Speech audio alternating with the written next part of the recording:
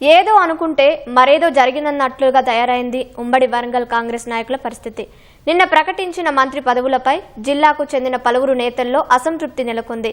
Senior నాయకుడు వరంగల్ పశ్చిమ MLA Nayani Rajender Reddy మంత్రి పదవి, విప్ పదవులను ఆశించి భంగపడ్డారు. తాజాగా వెలువడిన జాబితాలో ఆయనకు పీసీసీ ఉపాధ్యక్ష పదవి లభించింది.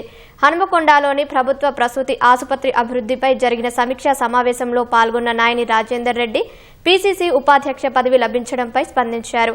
ఎమ్మెల్యేగా ఉండి సంతోషంగా ఉన్నానని, ఇప్పుడే ఉపాధ్యక్షుడి లాంటి పెద్ద పదవికి సమయం కేటాయించలేనని కాస్త అసంతృప్తి కనబరిచారు.